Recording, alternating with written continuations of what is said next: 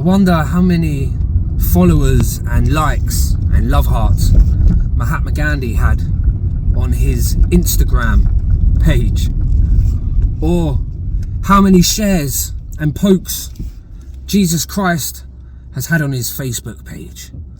I wonder how many retweets Mother Teresa had. 0 is the answer, because we have all been led to believe that the true way of being able to help people on this planet is to be popular, to be an influencer of sorts. Whereas we find out through history over and over again, it is the work that is done in the shadows that is quite often the most important of all. Growing up watching Hollywood movies and action men, Van Damme, and the guy that could take out 20 guys in a bar, and Rambo, and all the men wanted to be him, all the women wanted him, They were my idols. They were the reason I started working out, to be fair, was these action heroes. And I always wanted to be that guy, You walk into school and the whole school goes, wow, there he is. My days just got brighter because Sean's walked in the room, Mr. Popular. Obviously, growing up, everyone wants to be that guy, We want the fast car, the big house, the women, the jewelry, the clothes, whatever comes with it, the money, the fame. It really comes down to, we want to feel accepted and loved. And in the age of technology, what quicker way to feel accepted and loved than through social media platforms? We all have these visions, and your vision may look completely different from mine of our futures. But one thing is for sure, none of us want a future where we feel we are left alone, we are unheard, unseen, and unworthy of other people's love. The really sad fact is, the little amount of joy and acceptance we feel through social media is as shallow as the puddles I see on the road before me in this rainy weather we're having here in England. Yes, true connection, friendship and love can be found through technology. I don't often admit it, but I met my wife first on the internet. Little did I know we'd be married a couple of years later, and I had found the woman I want to spend the rest of my life with. So, out of this technology that can be used for so much corruption, so much manipulation, so much shallow acceptance, it can do really, really positive things. But the reason I started my video in such a way of how many retweets did Jesus have, and how many likes and love hearts did Mother Teresa get, it's because before social media there was something called human to human interaction.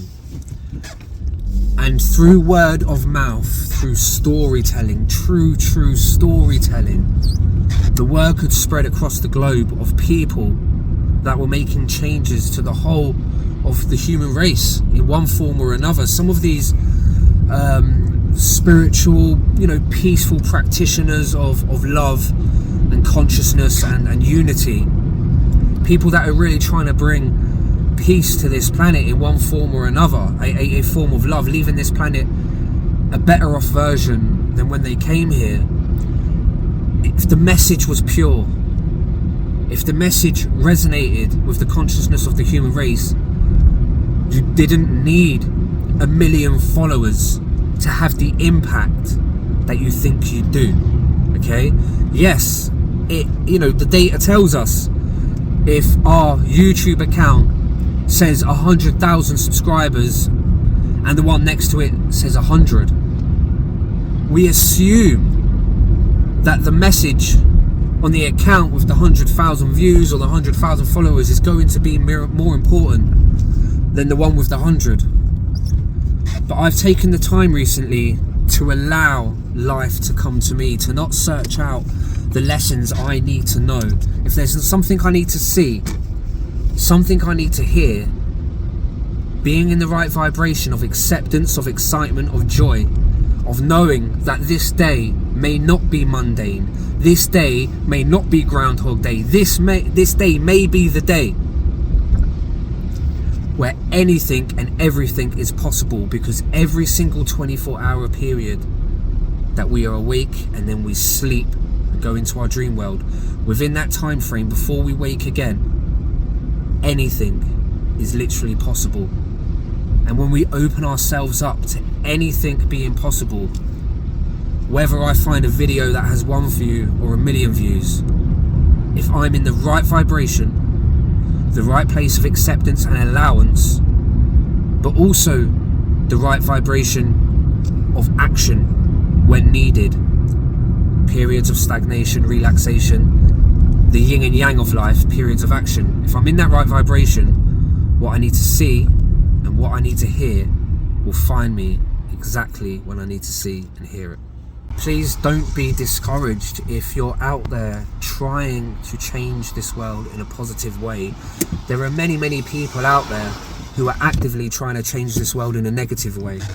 So any little form of positive energy that is pushed, allowed, manifested into the human awareness field, it is connected to all.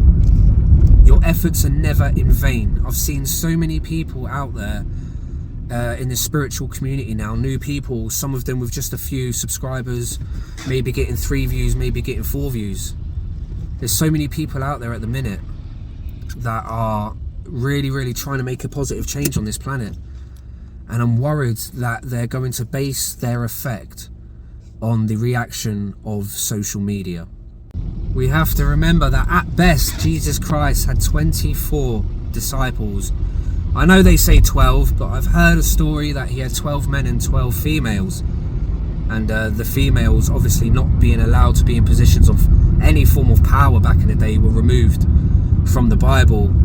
Is that true? I'm not sure. But at best, Jesus only had 24 followers, 24 disciples. And we're still talking about the true teachings, if we can find them, of Jesus Christ to this day. So please do not be discouraged, my fellow soul experiencers, of spreading the message of love wherever and whenever you can, because if you have been called to do so, then that is what God wants from you.